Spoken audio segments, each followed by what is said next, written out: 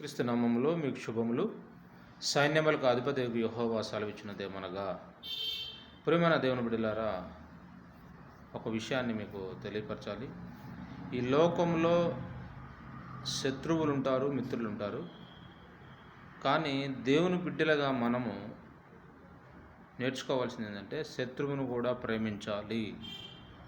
తన శత్రువును కూడా ప్రేమించేవాడు నా రాజ్యానికి పాత్రుడు. ప్రియమైన దేవుని బిడ్డలారా, శత్రువులు తెలిసి తెలియక చేసే తప్పులను మనం క్షమించాలి. కానీ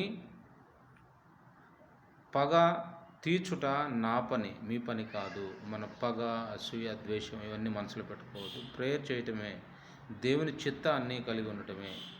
ప్రియమైన దేవుని బిడ్డలారా, మనము శాపనార్థాలు పెట్టడం కానీ, మన శత్రువుని తిట్టడం కానీ, మన శత్రువుని రకరకాలుగా మాట్లాడటం అనేది క్రైస్తవులకు తగదు.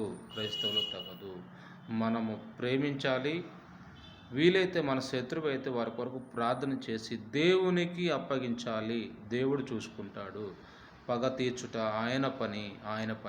ప్రియమైన దేవుని బిడ్డలారా, కాబట్టి క్రైస్తవులుగా ఉన్న మనము అందరి ఎడల ప్రేమ కలిగి ఉండాలి. మన శత్రువు కూడా ద్వేషిస్తున్నా రకరకాల ఇబ్బందులు పెడుతున్నా కానీ దేవుని కొరకు ఆయన కోసం ప్రార్థన చేస్తూ, శత్రువుల గురించి కూడా ప్రార్థన చేస్తూ దేవునికి అప్పగించిన వాడే నిజమైన క్రైస్తవుడు.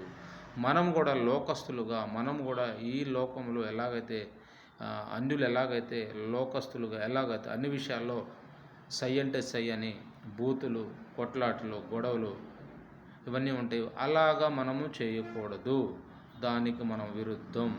ఎప్పుడైతే నువ్వు క్రైస్తవుడుగా దేవుని యొక్క సంరక్షణలోకి నువ్వు వచ్చావో, లోకం నుంచి నువ్వు వేరైపోయినట్టు. లోకం నీది కాదు, లోకంలో అన్నీ నీ కాదు. లోకంలో ఏదైనా సరే దాన్ని వదిలిపెట్టి దేవునిలోకి వచ్చిన వాడే నిజమైన క్రైస్తవుడు. లోకంలోకి నుండి దేవునిలోకి వచ్చిన తర్వాత కూడా నువ్వు క్రైస్తవుడుగా కాకుండా లోకస్తుడుగా నిష్టానుసారంగా బ్రతుకుతుంటే దేవుని నామానికి అవమానం. దేవుడు క్షమించడు. దయచేసి దేవుని భయం కలిగి లోకం విడిచిపెట్టి నిజమైన క్రైస్తవులుగా మనం జీవించటం మన లక్ష్యం, మన లక్షణం. ప్రియమైన దేవుని బిడ్డలారా, ఈ మాటను మనం జ్ఞాపకం చేసుకొని శత్రువుల విషయంలో దేవునికే వదిలేయాల. పగ తీర్చుకుంటా ఆయనకే వదిలేసి, ఆయన చిత్తానికి వదిలేసి మనం ప్రార్థన చేయడమే మన పని. దేవుడి యొక్క కొద్ది మాటలు దీవించి ఆశీర్వదించును గాక. ఆమేన్.